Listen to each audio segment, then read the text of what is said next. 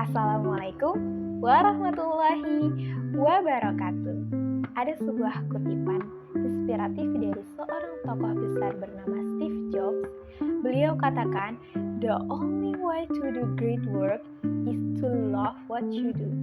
Kalimat ini mengingatkan kita bahwa untuk mencapai hasil yang luar biasa, kita harus mencintai apa yang kita kerjakan. Saya rasa hal ini sangat relevan dengan apa yang saya dapatkan pada pertemuan kuliah pertama di mata kuliah Ilmu Faal. Inilah topik pembahasan saya pada hari ini. Sebelumnya izinkan saya memperkenalkan diri. Nama saya Hanifah Aulia Rahma dengan NPM 034 dari kelas Paralel 2. Selamat pagi, salam kenal teman-teman semua dan Bapak dosen yang saya hormati. Dari pertemuan pertama pada mata kuliah Ilmu Faal, ada beberapa hal yang saya rangkum dan saya kategorikan menjadi dua bagian. Bagian yang pertama mengenai kontrak perkuliahan dan yang kedua mengenai motivasi pembekalan akademik. Saya akan membahas apa itu kontrak perkuliahan. Mengenai kontrak perkuliahan merupakan suatu kesepakatan antara dosen dan mahasiswa yang berisi aturan, tata tertib, harapan, dan tanggung jawab selama proses pembelajaran berlangsung. Kontrak ini bertujuan untuk menciptakan suatu lingkungan yang terstruktur, transparan, dan kondusif bagi semua pihak. Saya akan bacakan isi daripada kontrak perkuliahan. Ada yang pertama, metode pembelajaran. Yang kedua, sistem penilaian. Yang ketiga, sistem di kelas. Yang keempat, cara berpakaian. Baik, saya akan coba uraikan dari keempat isi kontrak perkuliahan. Yang pertama, pada metode pembelajaran. Di dalam metode pembelajaran ini, setiap dosen memiliki yang namanya RPS. RPS merupakan rencana pembelajaran semester. Dan tidak hanya RPS, dosen juga memiliki CP atau capaian pembelajaran.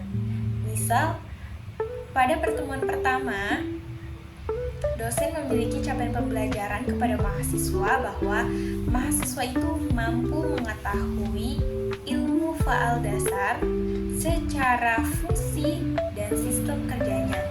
Setelah mahasiswa itu mencari informasi dan memahami apa itu ilmu faal dasar secara fungsi dan sistem kerjanya, barulah mahasiswa itu dikenalkan pada pembelajaran berikutnya, yaitu tentang faal olahraga. Sebelum memulai kelas, dosen mengharapkan setiap mahasiswanya mencari informasi sebanyak mungkin pada topik yang akan dibahas pada hari tersebut. Ketika mahasiswa sudah mendapatkan banyak informasi tentang berbagai topik yang akan dibahas, itu akan menjadi sebuah pengetahuan tersendiri dan pengetahuan ini akan dikelola dalam diskusi grup untuk menemukan problem solving-nya. Dan tidak hanya dalam diskusi grup, mahasiswa ini bisa mempresentasikannya kepada teman-temannya ataupun kepada dosen untuk menemukan problem solving itu. Bisa saya ambil kesimpulan dari metode pembelajaran ini, tidak sepenuhnya dosen aktif menyampaikan informasi di dalam kelas. Dosen hanya berperan sekitar 20% di dalam kelas, tapi selebihnya 80% itu mahasiswa sendiri yang aktif bertanya, menyampaikan pendapat, menyelesaikan suatu masalah, dan itu dikelola dalam diskusi grup dan juga teach each other, yaitu mahasiswa berusaha untuk bagaimana memecahkan suatu masalah di dalam diskusi grup tersebut dan juga mencoba untuk menyampaikan pengetahuannya kepada teman-temannya dan juga dosen. Baik, saya akan beralih pada isi kedua dari kontrak perkuliahan, yaitu mengenai sistem penilaian. Sistem penilaian, dalam penilaian ini, kehadiran dihitung 10%, UAS dihitung 40%, UTS dihitung 30%, dan sisanya tugas-tugas untuk tugas-tugas mendapatkan 20%. Saya kira itu saja yang bisa saya bagikan mengenai sistem penilaian. Baik, kita lanjut pada isi ketiga dari kontrak perkuliahan ini. Isi ketiga dari kontrak perkuliahan ini membahas mengenai sistem di kelas. Sistem di kelas ini mencakup waktu dan juga cara belajarnya sebagai seorang mahasiswa.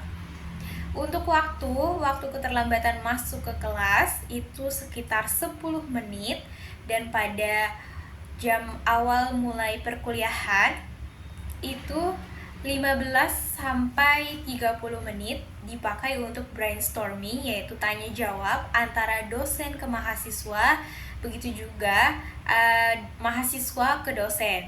Tadi saya mention bahwa di sistem kelas ini mencakup bagaimana cara mahasiswa belajar. Yang jadi pertanyaan, tempat mahasiswa belajar itu di mana sih? Apakah di sekolah atau di tempat lain? Ternyata saya temukan jawabannya, tempat mahasiswa belajar itu di perguruan tinggi. Lalu yang jadi masalah, ada tuntutan belajar di perguruan tinggi, yaitu kedewasaan. Mengenai kedewasaan itu sendiri diukur dari 3 hal, yaitu dewasa secara umur, dewasa secara intelektual atau pemikirannya, pemahamannya, bagaimana seseorang mengambil keputusan dari sebuah masalah. Yang terakhir, dewasa secara pola sikap dan pola pergaulan sosialnya.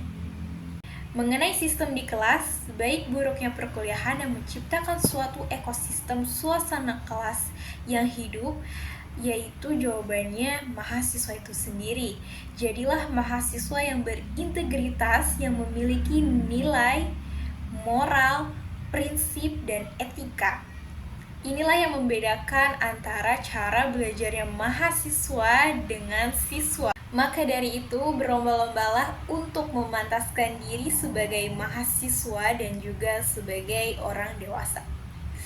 Saya rasa cukup untuk uraian dari sistem di kelas ini.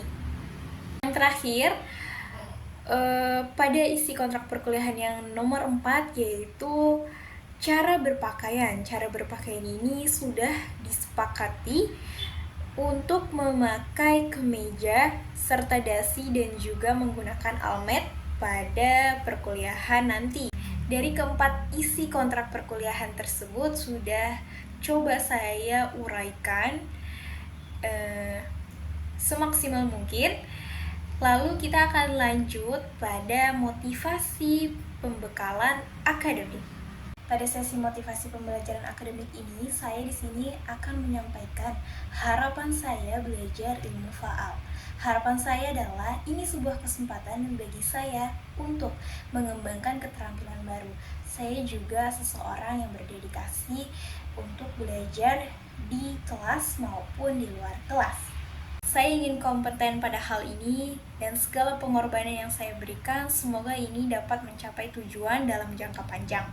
Semuanya ada di sini dan saya harus memanfaatkannya. Saya kira ini saja yang dapat saya rangkum dari pertemuan pertama perkuliahan pada mata kuliah ilmu faal. Pesan saya untuk teman-teman semuanya, mari arahkan diri kita ke arah yang lebih baik. Saya kira cukup. Sekian, wassalamualaikum warahmatullahi wabarakatuh.